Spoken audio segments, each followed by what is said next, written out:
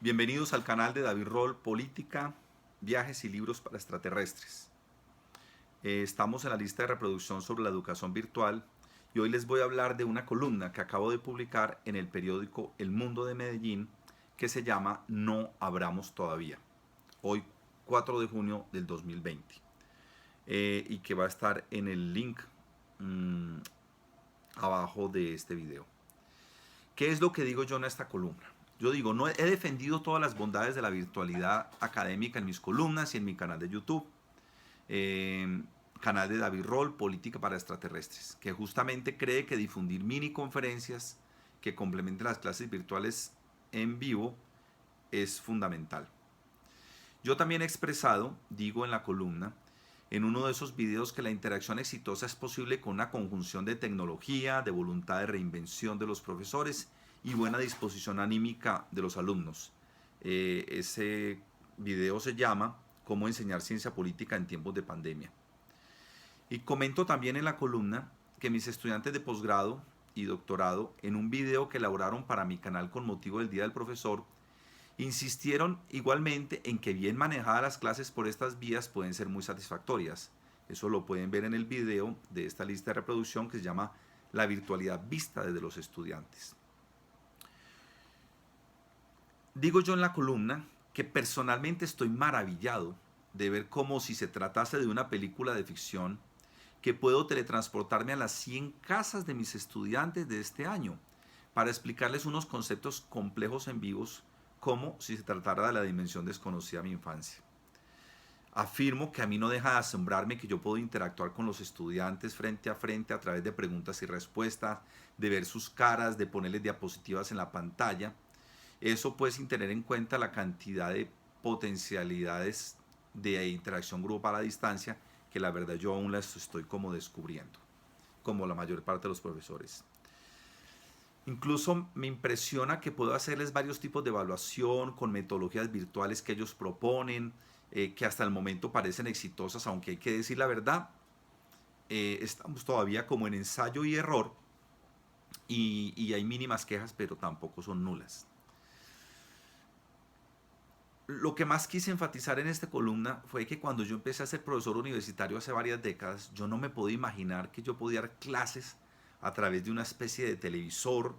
que tenía comunicación de ida y vuelta, como en una cosa llamada ciencia ficción, con algo que la gente denomina computador portátil, y que además los estudiantes podrían ver esas clases en un teléfono que parecía pues como un borrador con botoncitos,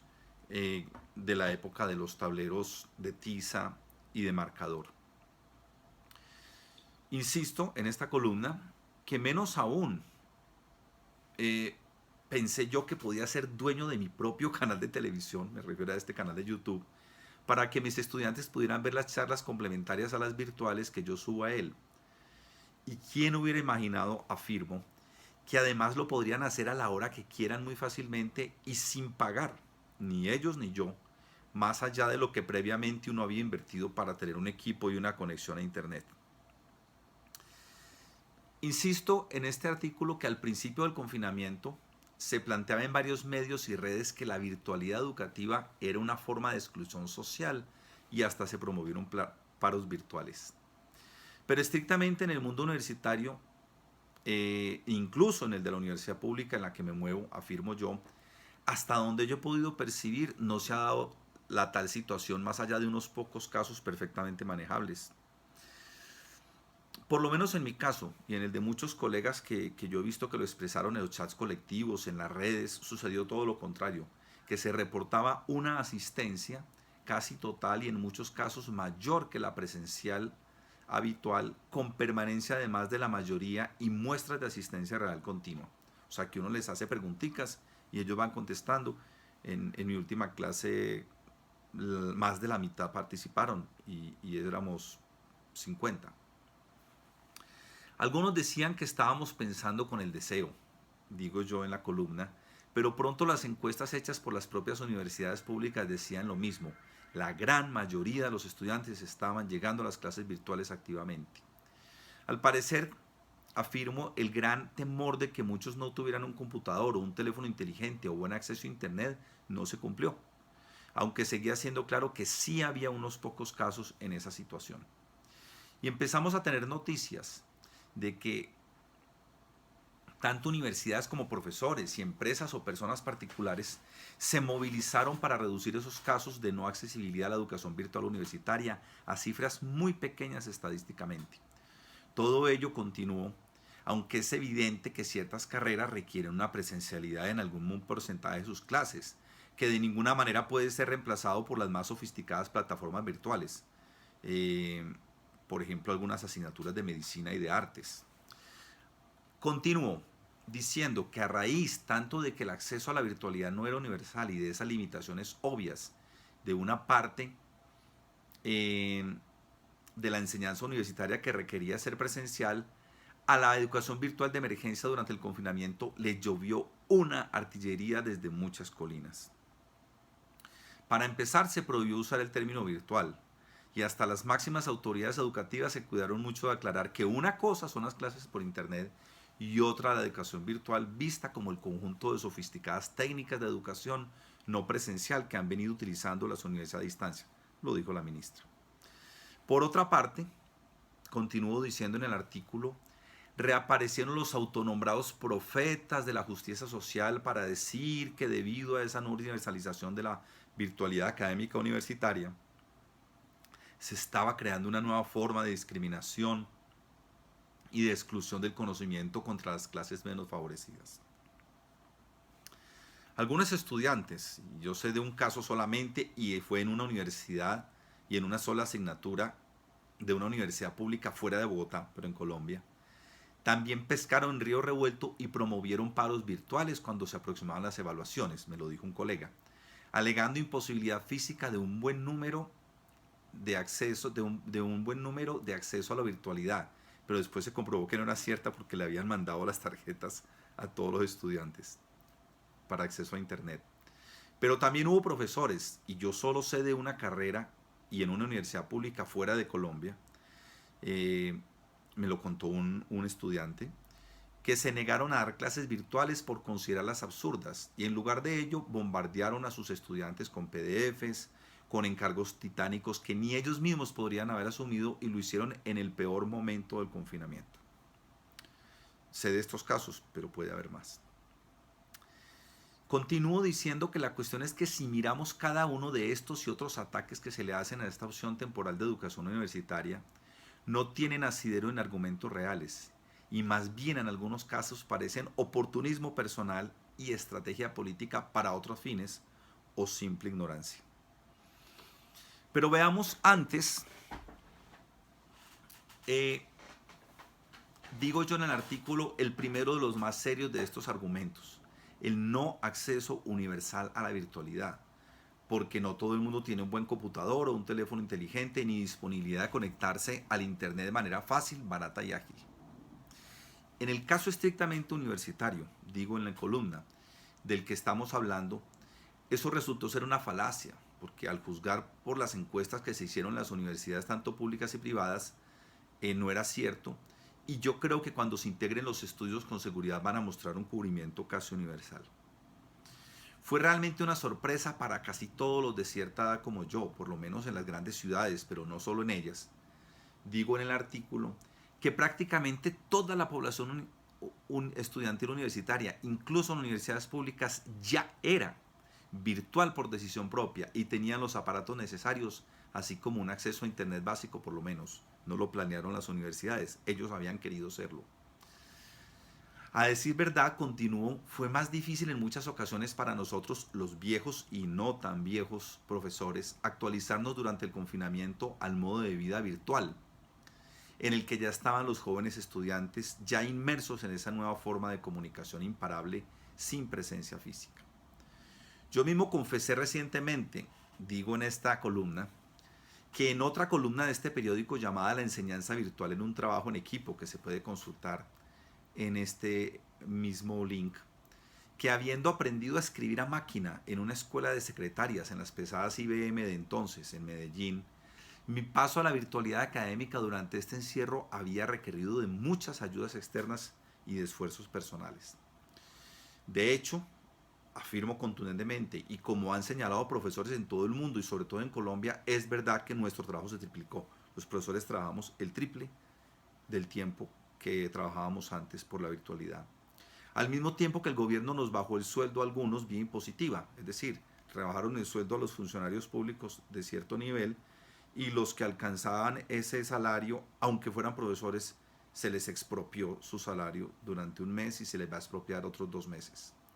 Y también que fuimos nosotros los que asumimos los gastos de la adaptación virtual, contratando asesores, comprando equipos y ampliando el acceso a Internet. Es verdad que la universidad nos ayudó, y las facultades y los departamentos de comunicación de las facultades, pero para uno salir adelante tuvo que llamar amigos, contratar a alguien que le ayudara y obtener equipos.